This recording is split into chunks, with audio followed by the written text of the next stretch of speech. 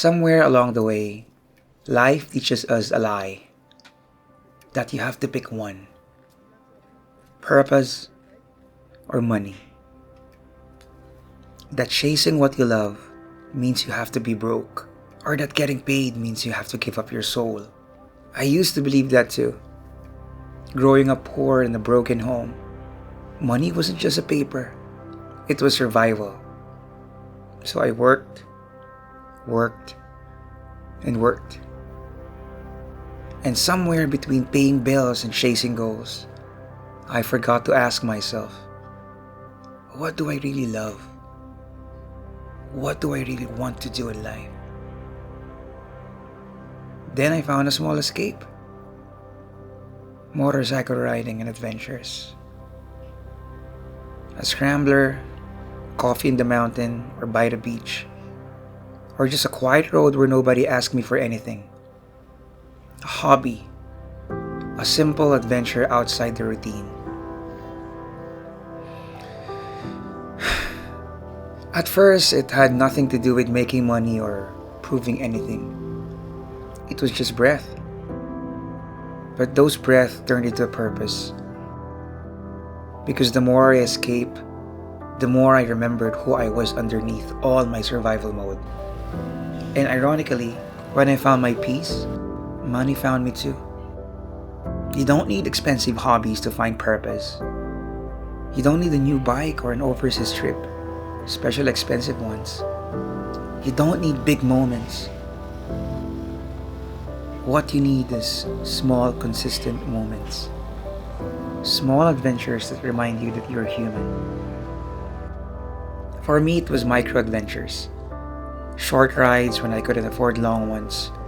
Because I don't have the downtime, I have to be back in my business. I have to earn money because everything feels like just bills to pay. I wanted something extra to live life.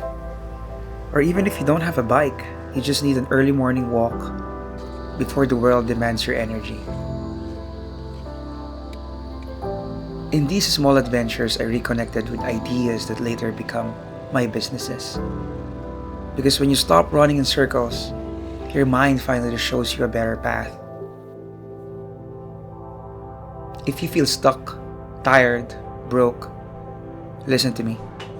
You don't need to fix it by working yourself into the ground. You fix it by finding small sparks. That small, tiny spark, that passion that you can do.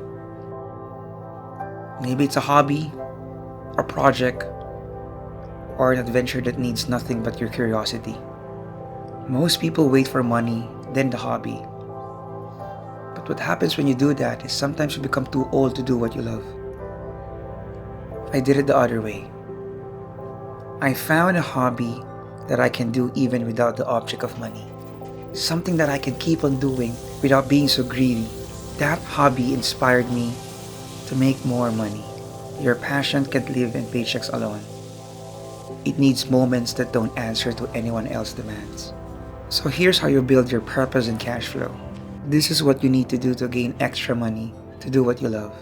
This is the exact things that I did for the past 10 years of my life that made me this YouTube channel and sustain it without chasing the bills and without being worried what I need to do next week. First, you either protect a day or at least an hour of your time that belongs only to you. No emails, no family stress. It's just you and what lights you up. Second thing is, use that quiet time to dream and plan your new reality. Questions like, what skills do you have to make someone else pay for? What can you teach, sell, fix? What can you share with the world? You don't need to quit your job today. You use your job as a fuel. Let your hobby keep you sane while your paycheck funds your experiments. And lastly, when that side project starts to pay you, you double it down. Don't waste stuff on useless things. This is how you build a life that doesn't make you choose between passion and money. I didn't have investors or rich families. I remember how I would sell cheap biscuits after school in different bus stations just to continue my education. I remember how I used to walk 10 to 15 kilometers every single day to work in a fast food chain. I needed to walk because that $1 bus fare means so much to me. That $1 was able to buy me a lot of boiled eggs and cheap noodles just to get by the day. I had long days, tired nights, and stubborn belief that my hobby was not a waste of time. My first hobby was making coffee for people during the pandemic. I didn't charge. Coffee was something that made me become human. And years later of that hard work and side hustle, it became a small coffee chain. The quote-unquote hobby of giving away coffee turned out to be the hobby that opened the door to change my life. I felt wealth. To eat whatever I want to have clean water to drink, to have a stable roof over my head. And the best one about everything, I finally have a bed to be comfortable sleeping. I filmed my rides. I told honest stories. I brewed coffee for strangers who later became friends, customers, and even family. Your thing might not be a bike. Maybe it's photography, plans, fixing, or writing poems. Whatever it is, it's your oxygen. I realized that money loves people who are alive inside. I learned that people trust people who live with purpose. So my friend, use what you have. Show up for your job like a professional. Show up for your hobby like a child, hungry to learn, hungry to play. Somewhere in the middle, I know one thing for sure. A door will open to change your life.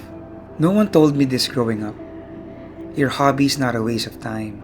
It's your soul showing you where your peace lives. And where your peace lives, wealth follows. So dedicate an hour to do what you love. Protect it like your life depends on it. Because it does.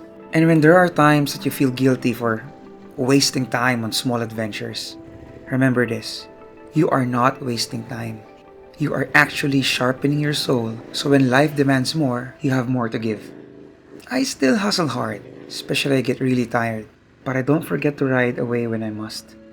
To find purpose in the silence, and fuel my money back in the noise. Come on, take a walk. Catch that bus for a trail. Especially film your small escapes, it's for your future self. Do what you love today, paid or not.